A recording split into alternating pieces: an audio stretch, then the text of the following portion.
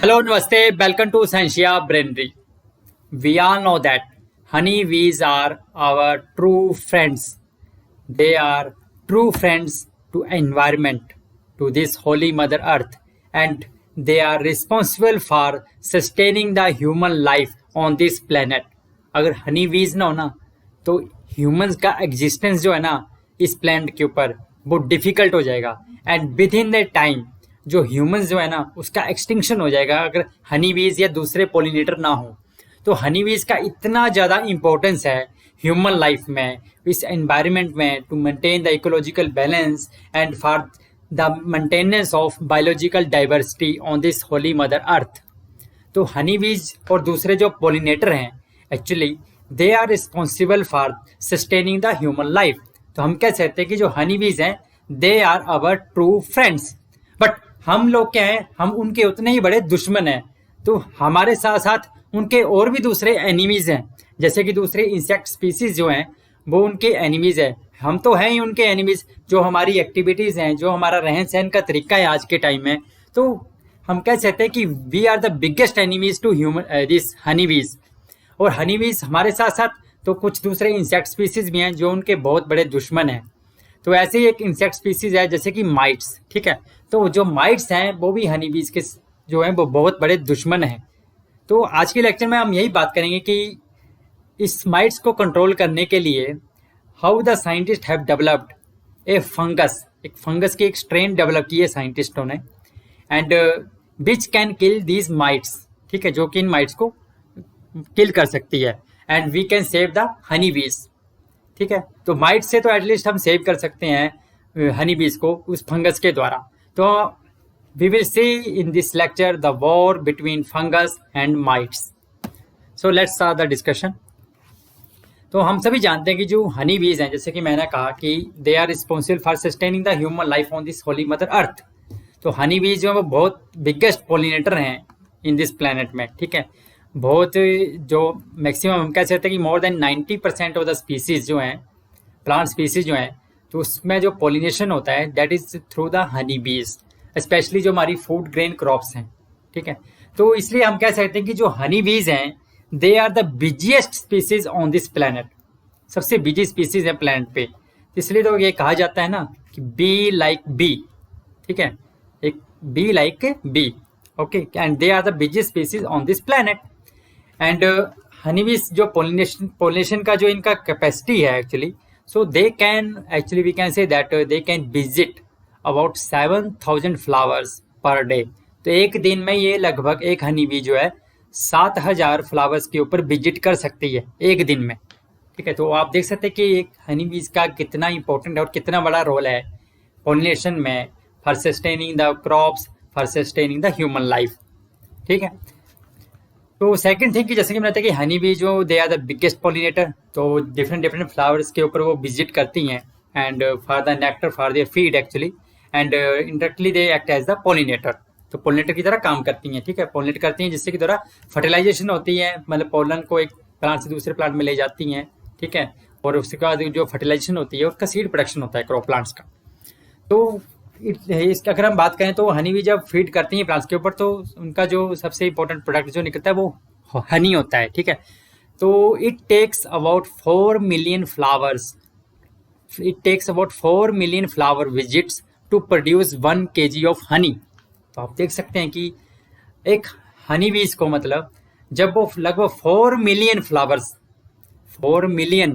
Flowers के ऊपर visit करेंगी तब जाके 1 kg हनी जो है वो प्रोड्यूस होता है। तो आप देख सकते हैं कि कितना बिजी काम करती हैं हनी बीज, तो एंड कितनी हार्ड वर्किंग है। और हम लोग जो है वो बहुत मज़े से इंजॉय करते हैं हनी को उसके बाद, है कि नहीं। तो you can see that the hard work of this honey bees. Then but हो क्या रहा है कि जो ह्यूमन एक्टिविटीज़ हैं, जैसे कि मैंने कि हनी बी जो हमारी एक ट्रू फ्रेंड है, बट हम लोग जो है उनके बहुत बड़े दुश्मन हैं। तो क्योंकि एक्चुअली जो ह्यूमन एक्टिविटीज़ हैं, ह्यूमन एक्टिविटीज़ क्या हैं, जैसे कि लगभग जो हम इंसेक्टिसाइड का स्प्रे करते हैं, पेस्टिसाइड, हर्बिसाइड का स्प्रे करते हैं, ठीक है, उसके द्वारा क्या होता है कि हनी बीज को नुकसान हो रहा है। जो उनके अच्छे प्रेडेटर होते हैं, जो उनके एनिमीज़ को खाते हैं, तो प्रीडेटर भी जो है वो मर जाते हैं इंसेक्टिसाइड या पेस्टिसाइड के द्वारा, ठीक है। दूसरा, एनवायरनमेंट को तो पोल्यूशन हो ही रहा है, सॉइल कंटेमिनेशन, वाटर कंटेमिनेशन हो रही है। तो एक तरह से हम हर चीज़ को जो है वो कंटेमिनेट कर रहे हैं, पॉल्यूट कर रहे हैं, और उस तरह से जो है हनी बीज को बहुत ज़्यादा लॉस हो रहा है। तो ऐसा ये माना जाता है कि नियरली आप देख सकते हैं कि 90% of the world's wide flowering plant species जो हैं, दे एंटायरली या पार्टली जो हैं, they depend on the animal pollination. और उसमें भी जैसे कि मोर देन 75% ऑफ द जो फूड क्रॉप्स हैं, जिससे कि हमें भोजन मिलता है, फूड मिलता है, and 35% of the agricultural land, ठीक है, जो दैट इज डायरेक्टली और indirectly depend on the animal pollination. और उसमें जो हनी बीज है, they are the biggest pollinator हैं। तो in this context every year जो है वो 20th ऑफ मई को, ठीक है, वर्ल्ड बी डे जो सेलिब्रेट किया जाता है। इसका मेन मोटो यही है कि to raise the awareness about the importance of pollinators, about the role of honeybees in sustaining the human life, and about the threats which they face and their contribution in the sustainable development goals. So that's why we celebrate World Bee Day on 20th of May every year. Okay. तो आप देख सकते हैं कि जैसे कि मैं बता रहा था कि इनका जो एक इंसेक्ट स्पीसीज, हमारे अलावा इनका एक और बहुत बड़ा दुश्मन है, वो है बरुआ माइट, ठीक है। तो आप देख सकते हैं कि ये बरुआ माइट का अटैक है हनी बीज के ऊपर। तो ये बरुआ माइट जो है वो इनका बहुत बड़ा दुश्मन है, जो हनी बीज को किल कर देता है एक्चुअली।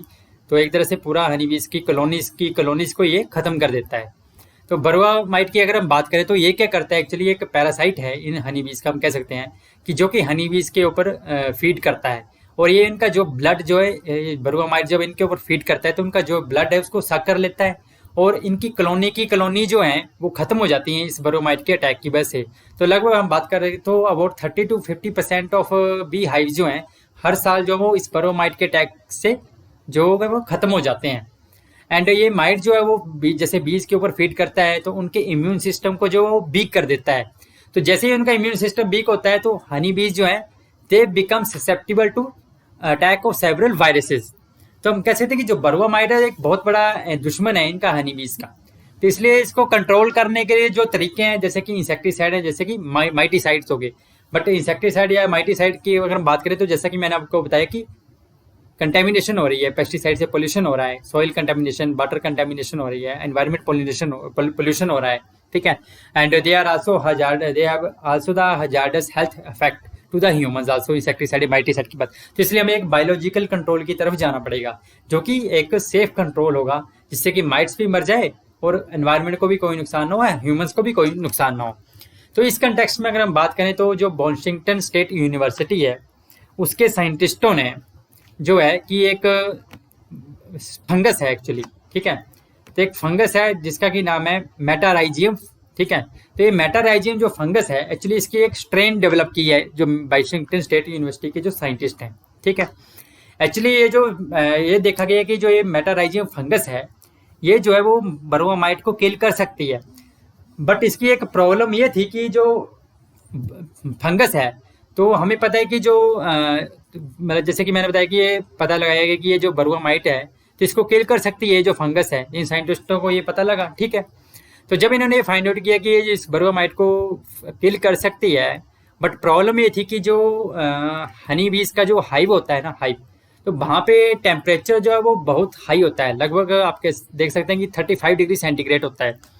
तो इसलिए साइंटिस्टों ने इसकी ऐसी स्ट्रेन डेवलप की which can tolerate the temperature up to 35 degree centigrade, ठीक है, जो कि 35 डिग्री तक का टेम्परेचर जो वो वार्म टेम्परेचर जो वो टॉलरेट कर सकते हैं।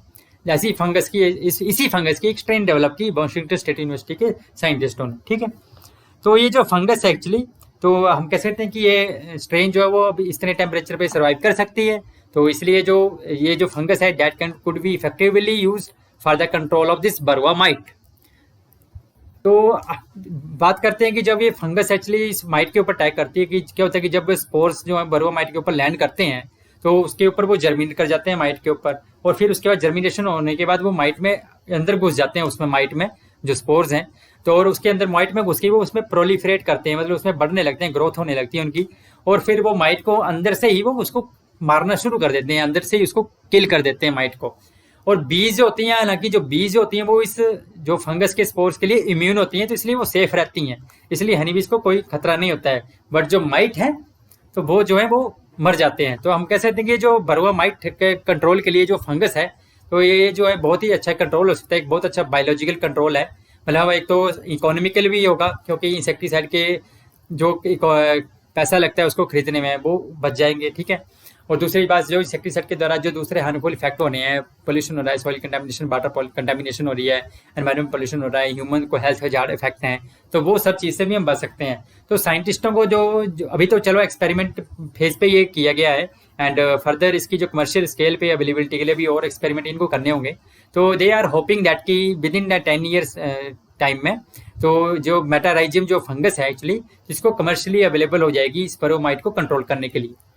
तो अगर आप इस फुल स्टडी को अगर डिटेल में पढ़ना चाहते हैं, तो this paper it has been published in the journal scientific report में, नेचर पब्लिशिंग ग्रुप का जर्नल, और इट इज़ फ्रीली अवेलेबल है। तो आप डिटेल में पढ़ना चाहते हैं तो आप इसमें जा सकते, you can go through this. तो this was all about today's lecture. अगर आपको अच्छा लगा तो प्लीज़ शेयर करें, सब्सक्राइब करें, लाइक करें, and with this I will say thank you very much, stay happy, stay blessed and stay safe. Thank you very much.